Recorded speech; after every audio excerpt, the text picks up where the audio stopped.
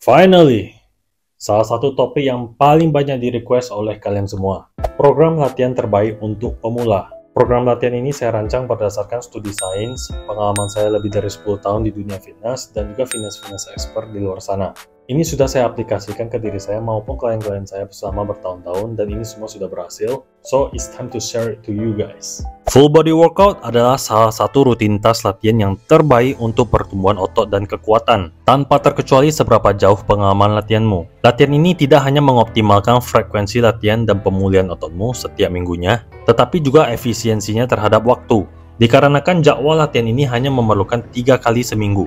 Bagaimanapun juga, untuk memaksimalkan manfaat dari full body workout ini, kamu perlu menargetkan seluruh bagian otot utama kamu dengan cukup di setiap sesi latihannya. Dan kamu perlu melakukannya secara seimbang agar otot kamu tumbuh dan bertambah kuat secara proporsional dari waktu ke waktu, yang tidak hanya membuat badanmu lebih kelihatan estetis, tetapi juga meminimalkan risiko cedera. Jadi di video kali ini, saya akan menunjukkanmu bagaimana cara latihannya berdasarkan literatur ilmiah terkini dan pemahaman anatomi tubuh manusia. Tapi sebelum itu, saya ingin mengklarifikasi dulu bahwa rutinitas latihan ini terdiri dari 2 program latihan yang berbeda yang akan dilakukan secara bergantian dalam 3 hari latihan per minggunya. Latihan A akan dijelaskan di video ini, dan latihan B ini akan saya jelaskan di video selanjutnya nanti. Setiap latihan akan lebih mengutamakan gerakan compound dan kemudian dimix dengan beberapa latihan aksesoris untuk meminimalisir segala potensi ketidakseimbangan otot.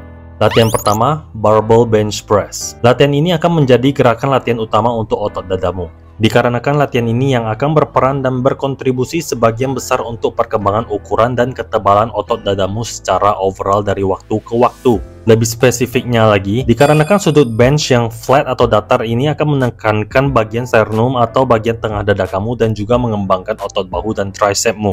Jadi seiring kamu melakukan latihan ini, kamu akan benar-benar fokus untuk merasakan area otot yang ditandai ini agar bekerja dengan sebagian besar tekanan yang dirasakan di otot dadamu. Dan ada beberapa alasan kenapa bench press ini saya pilih. Yang pertama, latihan ini sangat bagus dalam aktivasi otot dada. Beberapa penelitian EMG di tahun 2000 menemukan bahwa bench press memperoleh aktivasi otot dada yang paling tinggi dibandingkan latihan dada yang lain pada umumnya. Dan ini tampaknya juga menghasilkan pertumbuhan otot dada yang lebih baik. Contohnya, 2 studi yang melacak kekuatan bench press dan pertumbuhan dada dari waktu ke waktu telah menemukan korelasi positif yang kuat di antaranya, yang menunjukkan bahwa di kebanyakan kasus ini, bench press yang kuat memang bisa dijadikan tolak ukur dengan ukuran otot dada yang besar. Dan berkaitan dengan kualitas gerakan, sebaiknya kamu turun ke bawah sampai dadamu untuk mencapai full range of motion. Ini dikarenakan beberapa penelitian telah menemukan bahwa gerakan compound seperti bench press lebih efektif jika dilakukan dengan full range of motion untuk pertumbuhan otot. Bahkan jika beban yang lebih berat dilakukan secara partial range of motion atau setengah aja. Kecuali jika kamu memiliki cedera bahu sebelumnya yang menghambatmu untuk melakukannya, atau goal utama kamu adalah untuk meningkatkan poin penting tertentu, maka dengan melakukan full range of motion dengan latihan ini akan menjadi pilihan terbaik untuk pertumbuhanmu. Saya juga sudah mengupload bagaimana cara bench press yang kuat dengan teknik yang sempurna. Berikutnya, kita akan beralih ke gerakan latihan lower body sebelum kita lanjut ke latihan upper body berikutnya, agar mengoptimalkan pemulihan dan performa di setiap latihannya, yaitu barbell squat. Latihan ini menjadi pilihan saya dikarenakan sudah berulang kali ditunjukkan oleh studi dalam aktivasi quadricep atau otot paha depan yang sangat tinggi. Namun, itu juga akan sangat melibatkan glutes atau otot bokong dengan berbagai otot lower body lainnya. Kamu terutama harus merasakan aktivasi pada otot yang ditandai di area ini saat kamu melakukan latihan ini. Dan sekali lagi, dengan gerakan compound ini, kamu ingin memanfaatkan berbagai gerakan untuk memaksimalkan pertumbuhannya. Bahkan, untuk mengilustrasikan pentingnya ini, sebuah studi tahun 2014 oleh McMahon dan rekan-rekannya menemukan bahwa ada peningkatan 2 kali lipat dalam ukuran otot setelah hanya 8 minggu untuk subjek melakukan squat full range of motion dibandingkan dengan squat partial. Dan meskipun rentang gerak ini akan bervariasi berdasarkan anatomi tubuhmu, saya tetap berpegang apa yang direkomendasikan penelitian sebagai hasil yang optimal. Ini cukup bertujuan untuk turun setidaknya sedikit di bawah paralel atau lebih dalam jika mobilitas kamu memungkinkan kamu melakukannya dengan aman. Saya juga sudah mengupload bagaimana cara squat dengan sempurna untuk pemula. Latihan ketiga, pull up. Latihan ini akan menjadi latihan upper body berikutnya dan sebagai latihan utama untuk otot punggungmu di program ini. Otot utama yang bekerja adalah lats. Tapi seperti yang ditunjukkan di video ini, berbagai penstabil bahu dan tulang belikat serta otot bicep dan forearm yang akan terlibat. Seiring kamu melakukan gerakan ini, kamu harus merasakan otot-otot yang ditandai ini bekerja dengan sebagian besar tekanan dirasakan di lats. Dan begitu kamu berhasil menyelesaikan sekitar 10-12 repetisi pull-up secara beruntun, kamu bisa menambahkan intensitas latihanmu dengan menambahkan beban secara perlahan dengan menggunakan weight belt atau menggantungkan dumbbell di kakimu. Namun di sisi lain, jika saat ini kamu tidak dapat melakukan pull-up, maka band assisted pull-up, machine pull-up, slow and negative pull-up adalah alternatif yang layak untuk memulai dan maju sampai kamu berhasil menyelesaikan pull-up kamu. Saya juga sudah mengupload video bagaimana cara pull-up untuk pemula dari 0 hingga 10 kali beruntun. Selanjutnya kembali ke latihan lower body. Kita akan melakukan lying dumbbell leg curls. Saya menyarankan untuk mencoba variasi ini dengan menjepitkan dumbbell dengan kedua kakimu karena ini membantu memastikan bahwa kamu mengontrol bebannya di setiap repetisi.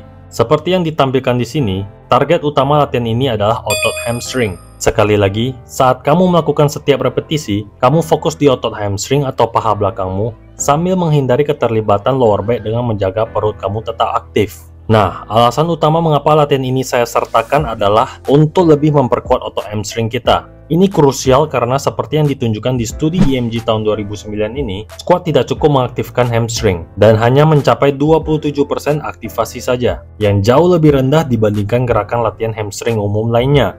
Karena paha belakang perlu diseimbangkan dengan paha depan untuk pencegahan cedera, latihan ini sangat penting untuk dilakukan. Lebih spesifiknya, penelitian telah menunjukkan bahwa penguatan hamstring yang eksentriklah yang penting untuk meningkatkan kinerja atletik dan mencegah cedera. Artinya, saat melakukan gerakan ini, kamu ingin benar-benar mengontrol bebannya dan turun secara perlahan beberapa detik menuju ke bawah di setiap repetisinya. Ketahuilah bahwa latihan ini akan menyebabkan rasa sakit pasca latihan jika kamu belum terbiasa. Jadi santai saja dalam hal jumlah beban dan progres dari sana.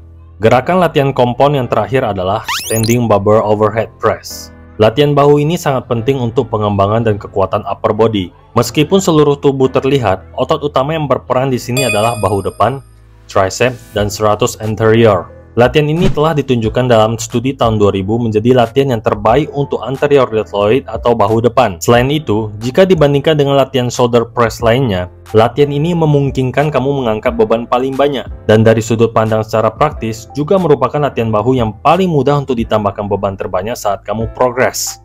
Itulah sebabnya saya merekomendasikan untuk memasukkan ke dalam rutinitas ini. Namun, penelitian juga menunjukkan bahwa dumbbell press yang duduk menghasilkan aktif yang serupa. Jadi jangan ragu untuk menggunakannya sebagai alternatif jika itu adalah gerakan yang lebih nyaman untuk kamu. Selanjutnya, kita akan beralih ke beberapa latihan tambahan untuk membantu meminimalkan potensi ketidakseimbangan otot saat kamu progres. Gerakan aksesoris pertama adalah face pull. Gerakan ini sangat penting untuk kesehatan bahu, postur tubuh, dan menyeimbangkan repetisi tarikan dengan semua tekanan dalam latihan full body ini. Otot utama yang bekerja adalah real delts atau bahu belakang, trapezius tengah dan bawah, dan berbagai otot rotator cuff seperti yang ditunjukkan di sini. Ini bisa dilakukan dengan berlutut maupun berdiri. Tetapi bagaimanapun juga, pastikan siku tetap tinggi dan menariknya ke belakang saat kamu menarik tali ke arah wajahmu. Di posisi akhir, bahu kamu harus diputar keluar sedemikian rupa sehingga kamu sedang pose flexing bicepmu untuk menonjolkan rotator cuff dan real delt dengan sebaik-baiknya. Pastikan juga kamu tidak melengkungkan lower back saat melakukan gerakan ini. Saya juga menyarankan untuk menggunakan beban yang lebih ringan untuk latihan ini dan fokus untuk mengaktifkan otot yang tepat.